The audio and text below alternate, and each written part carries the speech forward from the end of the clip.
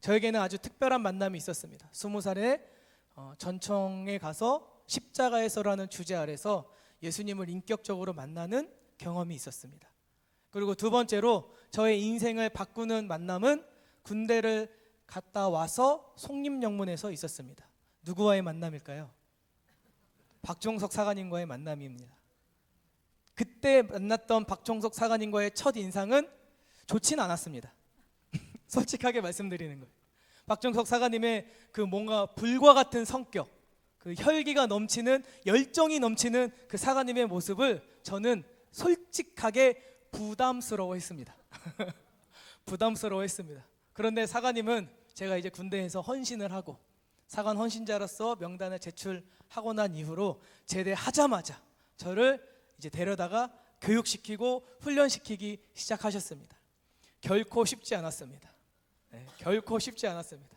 이제 주일날 막 사역하고 사관님이 하라는 거 다 심부름 끝나고 이제 월요일날 조금 자야지 하면 6시에 사관님한테 전화가 옵니다. 축구하러 가야지. 그런 만남과 그 관계 속에서 저는 조금씩 육체적으로 건강해지고 또 영적으로도 성장해가는 제 자신을 발견하고, 그리고 그 당시만 해도 저는 술을 마셨습니다. 그 당시만 해도 하나님을 만나고 헌신자였지만 술을 마셨습니다. 맥주 정도는 술이 아니다라고 생각하고 청년들을 만나거나 친구들을 만나면 가볍게 한 잔 정도는 하는 사람이었습니다. 그런데 박종석 사관님과의 만남을 통해서 어느 날 갑자기 박종석 사관님이 설교 시간에 오늘 설교 마지막에 술을 드시는 분은 일으켜 세우고 기도해주는 시간을 가질 것입니다 라고 얘기하시는 거예요. 솔직하게 일어나시고 기도받아서 그 술을 끊으시는 역사가 있기를 바랍니다 이렇게 딱 선포하시는데 마음속에 얼마나 부담과 찔림이 있던지, 그 설교 내용은 하나도 들어오지 않았습니다. 그저 제 마음속에 김택선 너 일어날 거야? 일어나지 않을 거야. 성도들 앞에서 술을 먹었다라는 걸 인정할 거야? 인정하지 않을 거야 라는 이 질문만 계속 되뇌이다가 일어나야겠다. 어떻게 보시든, 성도님들이 어떻게 보시든 하나님 앞에 일어나서 이제는 끊어내야겠다라는 마음을 가졌어요. 마음을 먹었어요. 그런데 박정석 사관님은 설교 마지막에 그걸 하셨을까요? 안 하셨을까요? 안 하셨어요. 그냥 넘어가신 거예요. 그럼에도 불구하고 하나님을 향한 저의 그 결단은 지금까지도 남아서 저로 하여금 술에서 벗어나서 하나님의 성령의 세술에 취하게 하는 그러한 역사, 그러한 만남을 하나님께서 저에게 주셨습니다.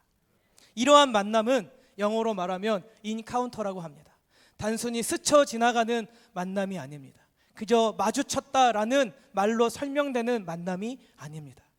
어떻게 보면 우리나라 말로는 무슨 단어가 있을까? 단순히 만남이라는 단어 말고 뭐가 있을까를 고민하다가 생각난 단어가 맞닥뜨리다. 맞닥뜨리다. 단순히 마주치다, 만났다라는 단어보다는 맞닥뜨리다라는 이 단어를 딱 듣는 순간 무엇이 어떤 느낌이 드십니까? 내 앞에 무언가, 그저 단순하지 않은 거대한 무언가가 내 눈앞에 떡하니 버티고 있는 듯한 느낌을 받습니다.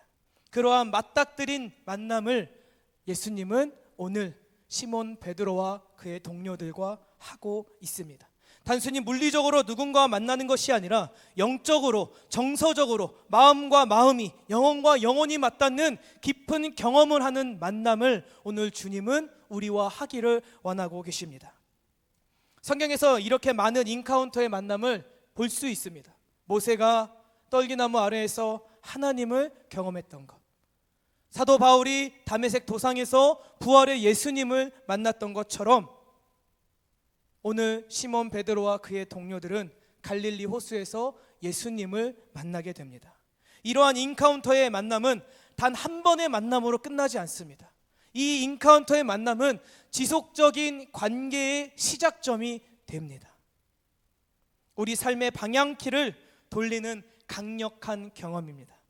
새로운 방향을 향하여 한 번도 가보지 못한 방향으로, 한 번도 내디뎌보지 못한 길로 나아갈 수 있는 힘과 용기를 우리에게 주는 만남입니다. 오늘 이 평범했던 어부들이 예수님을 만남으로 인생의 방향키를 180도 돌려서 새로운 항해를 하는 이 이야기를 통해서 우리에게 얻어지는 메시지는 총 3가지가 있습니다. 첫 번째로 예수님은 우리의 일상으로 찾아오신다는 겁니다. 이 이야기의 배경이 중요합니다. 게네사렛 호숫가에서 오늘 본문의 이야기가 시작됩니다. 게네사렛 호숫가란 우리가 잘 알고 많이 부르는 찬양에 있는 갈릴리 호수입니다. 예수님은 정말 많은 사람들에게 둘러싸여서 하나님의 말씀을 가르치고 계셨습니다. 이 모습을 어떻게 우리 머릿속에 그리고 상상해 볼 수 있을까를 고민하던 찰나에 얼마 전에 테일러 스위프트라는 미국의 아주 유명한 가수, 혹시 아시나요? 아시면 고개를 끄덕이신 분들은 젊으신 분들이고, 고개를 끄덕이지 못하신 분들은 연세가 좀 있으신 겁니다. 근데 이 테일러 스위프트라는 이 유명한 여가수가 독일을 방문해서 공연을 하는데 그 공연장 관람석이 7만 석입니다. 7만 석이 다 매진이 되었습니다. 그리고 그 공연장 뒤쪽으로 약 61m 정도 되는 언덕이 있는데, 여러분 저게 꽃이 아닙니다. 저 알록달록한 모습이 꽃이 아니라 사람입니다. 약 4만 명이 모였다고 합니다. 저 얼마 전이라고 말씀드렸습니다. 그러니 날씨가 기온이 30도가 넘는 더위였습니다. 에어컨도 없고요. 그냥 사람들은 부채 한 장 피고 그 돗자리 하나 깔고 피크닉처럼 저 떼약볕 아래에서 테일러 스위프트가 공연장에서 노래 부르는 그 노래 소리를 바깥에서 듣고 따라 부르고 있더라고요. 저게 기사가 써진 거예요. 그러니까 총 11만 명이 모여서 테일러 스위프트의 공연을 함께한 것이죠. 이 모습을 보면서 예수님이 말씀을 전하시던 그때, 베드로의 빈배에 오르셔서 무리들에게 말씀을 전하시던 그때 인파가 이랬겠다. 그 언덕에 서서 예수님의 말씀을 듣기 위하여 사람들의 모인 인파가 이러한 모양이었겠다. 테일러 스위프트는 저런 사람들의 관심과 그 인기를 실감하면서 고맙고 감사하다고 표현을 하죠. 테일러 스위프트는 저렇게 모인 사람들을 통해서 돈이라도 벌지만 예수님은 그런 거 전혀 하나 없으시잖아요. 오히려 저 사람들로 하여금 내가 교만해질까 두려우셔서 떠나셔서 한적한 곳에 가셔서 기도하시는 분이셨다라는 것을 우리가 기억하기를 주님의 이름으로 축복합니다. 예수님은 그렇게 호숫가에 오셔서 정착되어 있는 배를 보셨습니다. 어부들이 밤새 고기를 잡고 돌아와 그물을 씻고 있었습니다. 그런데 그물에 고기가 하나도 없는 거예요. 여기서 우리는 아주 중요한 점을 발견할 수 있습니다. 예수님은 성전이나 회당이나 하나님의 말씀이 가르쳐지고 종교적인 어떤 교육이 행해지던 곳에서 그 어부들과 시몬 베드로와 동료들을 만난 것이 아니라 어부들의 일상적인 삶의 현장에 직접 찾아가셨다는 겁니다. 이는 우리에게 너무나도 큰 의미가 있습니다. 예수님은 우리의 삶에서 종교적인 부분에만 관심이 있으신 분이 아니라는 겁니다. 여러분들은 교회에 오실 때 그래도 교회에 가니까, 하나님을 만나러 가니까 좋은 옷을 입고 좋은 신발을 신고 그래도 멀끔하게 하고 씻고 가야지 라고 생각하시지 않습니까? 물론 그렇게 오셔서 이렇게 예배하는 가운데 하나님은 만나주시기로 약속하셨기 때문에 성령을 부어주십니다. 그러나 예수님의 진짜 관심은, 보다 더 큰 관심은 어디에 있느냐? 여러분들이 김치국물 묻어있는 흰 티셔츠를 입고 있는 그 장소에, 여러분들이 사람과의 관계로 사직서를 품고 살고 있는 그 일터의 현장에, 사람들과의 관계로 너무나도 힘들어서 욕이 나올 수밖에 없는 그 상황과 현실의 아픔에 신음하고 있는 그 상황과 현장에, 원치 않는 사고와 질병으로 누워있는 그 병상에 예수님의 시선은 고정되어 있다는 사실을 기억하시길 주님의 이름으로 축복합니다. 예수님이 이 삶, 우리가 어디에 있든 무엇을 하든 예수님이 우리와 함께 하신다는 이 진리는 우리에게 은혜가 되어야 합니다. 위로가 되어야 합니다. 그런데 여러분, 솔직히 그렇지 않을 때가 있잖아요. 예수님이 우리의 일상에 관심이 있다는 이 말이 부담스러우실 때가 있잖아요. 저 또한 그랬습니다. 예수님이 우리의 삶에 일상에 관심이 있다는 것, 예수님 여기까지는 오지 마세요. 예수님 여기만큼은 제가 알아서 할게요. 예수님 여기까지 오시면 어떡해요? 예수님 거기까지만, 제가 교회에 갔을 때만, 제가 봉사할 때만, 제가 예수님의 이름을 찾을 때만 와주세요. 이렇게 생각하고 신앙생활 할 때가 있습니다. 저 또한 그랬습니다. 저 또한 전도사 시절 강단에 서서 혹독하게 훈련받고 그렇게 할 때 강단에서는 그럴듯하게 찬양 인도하고 그럴듯하게 설교했던 적이 있었습니다. 그러나 제가 그 송림영문 복지관에서 집을 나와서 살았었거든요. 그 삶의 현장은 아주 쓰레기밭이었습니다. 쓰레기밭. 뭐 옷들이 막 굴러다니고 밥 먹은 거 제대로 설거지도 안 되어 있고 그저 막 오죽하면 박정석 사가님이 들어오셨다가 깜짝 놀라셔서 저를 따로 불러서 김전도사 청소 좀 해 라고 얘기하실 정도로 저의 삶의 현장의 모습은 처참했었습니다. 그런데 그런 현장에, 처참한 현장에 저는 몰랐어요. 예수님의 관심이 있으신지. 그저 교회에 와서 잘 설교하면 되는 줄만 알았습니다. 그런데 그렇게 살다 보니까 자꾸 문제가 터지는 거예요. 복잡해지는 거예요. 풀려고 하면 할수록 엉키는 문제를 만나는 거예요. 아니 도대체 하나님 왜 이러십니까? 제 삶에 도대체 왜 이렇게 힘들게 역사하십니까? 라는 불만이 터져 나오는 거예요. 그런데 결국에 하나님 앞에 무릎 꿇고 하나님 앞에 나아갈 때 하나님께서 저의 일상에 내가 살아가고 있는 그곳에 내가 그저 속옷 한 장 입고 돌아다니는 그 일상의 현장에 내가 정말 어떻게 살아가고 있는지를 원하고 바라시고 그곳에서 함께 하시고자 한다는 것을 알고 그분과 만났을 때 저의 삶이 변화되기 시작했습니다. 예수님은 우리의 일상으로 찾아오시는 분이십니다. 여러분들이 그 설거지를 하시는 그곳에, 여러분들이 청소를 하는 그곳에, 여러분들이 일하고 있는 반복적인 삶에 뭔가 쳇바퀴가 돌아가는 삶 같아라고 생각하는 그곳에 예수님은 지금도 찾아가기를 원하고 계심을 믿으시기 바랍니다. 그렇기 때문에 우리는 이렇게 기도해야 합니다. 주님, 제 일상에 찾아와 주세요. 주님, 제가 살아가는 이 현장에 찾아와 주세요. 제가 지금 이틀 동안 얼마나 새벽에 감사한지 모릅니다. 저희 어머니가, 저희 장모님이 저희 예한이를 제가 이제 담임사관님 대신 이렇게 해야 된다고 새벽에 지금 예한이를 봐주고 계세요. 너무 감사해요. 새벽마다 예한이가 울어 짖길 때마다 잠투정 부릴 때마다 제가 하나님을 얼마나 제 일상에 초대했는지 모릅니다.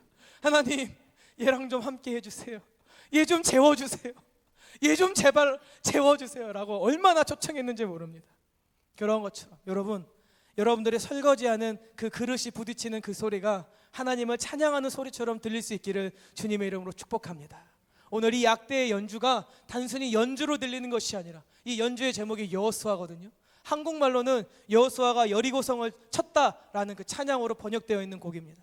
여호수아 여리고성을 쳤다. 나팔 소리가 울려 퍼질 때 모든 것이 무너졌다라는 찬양의 이 가사처럼 우리의 삶의 현장에 있는 그 문제들을 주님과 함께 돌파해 나가실 수 있기를 주님의 이름으로 축복합니다.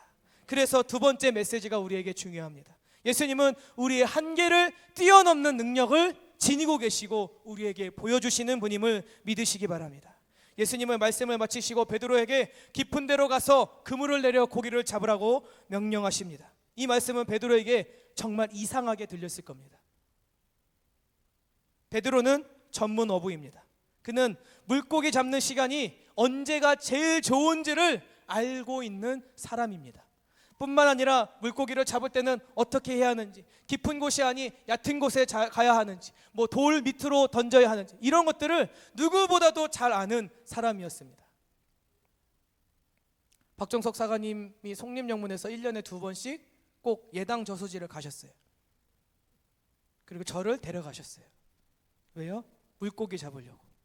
근데 항상 그 물고기 잡는 시간이 정해져 있었습니다. 밤 한 9시부터 그 새벽 한 5시에서 6시까지 동이 트는 그 무렵까지 이 낚싯대를 던져서 물고기를 잡는 시간을 꼭 가지셨어요. 청년들 몇 명과 함께. 저는 근데 물고기 잡는 것보다 잠자는 게 더 중요하거든요. 그래서 저는 방가로에서 새벽에 들어가서 잠을 자느라 물고기를 한 마리도 못 잡고, 대신 우리 제 동생 같은 경우에는 그 새벽에 낚싯대를 던져서 물고기를 빠가사리도 잡고 참붕어도 잡고 그렇게 즐거운 시간을 보냈습니다. 이처럼 물고기를 잡는 시간이 정해져 있는데 지금은 어느 때입니까? 물고기를 잡고 돌아왔고 물고기가 한 마리도 안 잡혔고 그물을 이제는 씻어서 내일의 물고기를 잡는 그 시간을 준비하고 있는 시간이었습니다. 그 시간에 깊은 데로 가서 그물을 던져 고기를 잡으라 라고 말씀하십니다. 그런데 이러한 말씀을 하고 그 들은 베드로의 반응은 놀랍습니다. 우리 5절을 다 함께 읽어보도록 하겠습니다. 시작.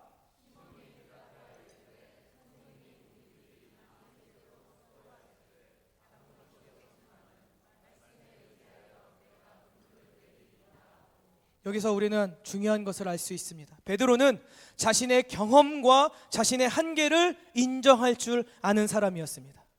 자신이 여태까지 경험했고 내가 경험한 것의 한계가 명확히 있구나라는 것을 인정할 줄 아는 사람이었습니다. 하나님의 말씀은 때때로 우리의 이해를 넘어설 때가 있습니다. 내가 이해하는 말씀만 하나님의 말씀이 아닙니다. 하나님의 말씀은 때때로 나의 상황과 환경, 나의 경험과 나의 지식을 넘어서서 역사하실 때가 있습니다. 그럴 때 보통은 어떻게 됩니까? 예수님은 주부가 아니셨잖아요. 예수님은 육아를 안 해보셨잖아요. 예수님은 일을 안 해보셨잖아요. 예수님은 일터에 사업을 안 해보셨잖아요. 그러니 제 마음 모릅니다 라고 이야기하는 것이 보통 우리들의 마음입니다. 그런데 예수님의 능력은 우리의 이해에 국한되어 있는 분이 아니라는 것을 성경은 오늘 우리에게 가르쳐주고 있습니다.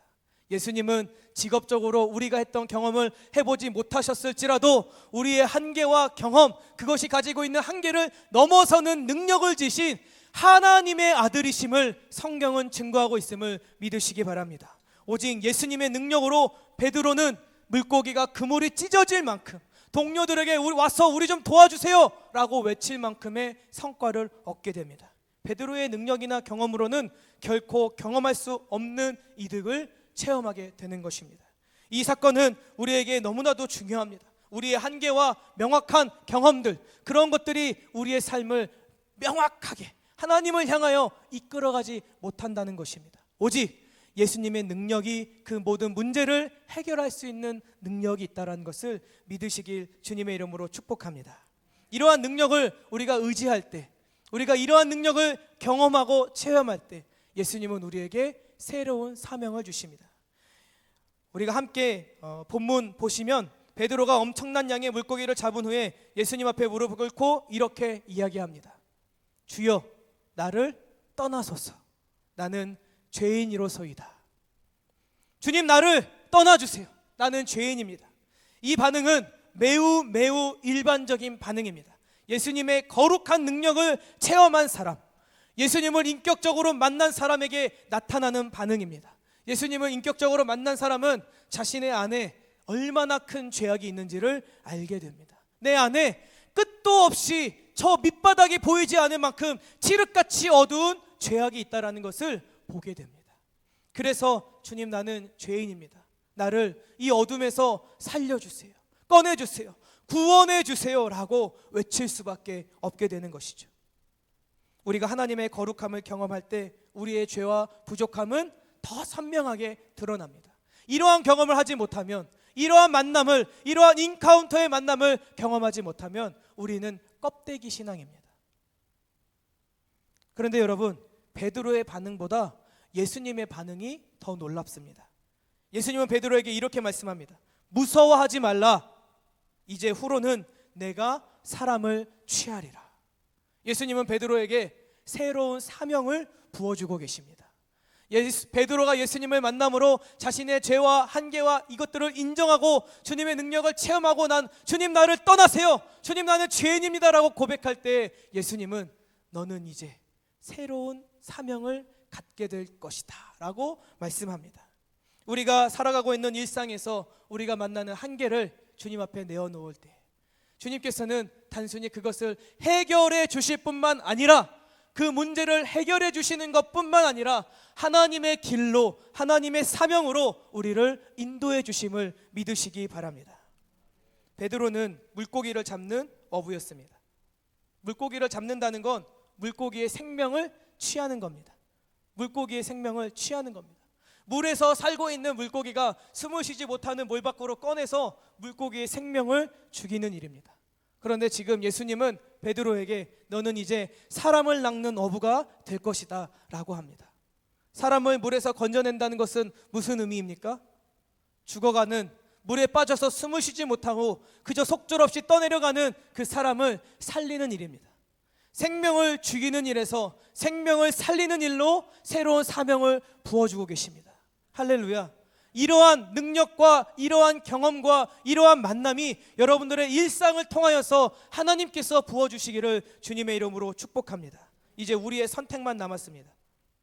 우리의 선택만 남았습니다. 내가 살아가고 있는 그 회사에서, 내가 살아가고 있는 나의 일상을 가장 많이 보내는 그 현장에서 어떻게 살아가시겠습니까?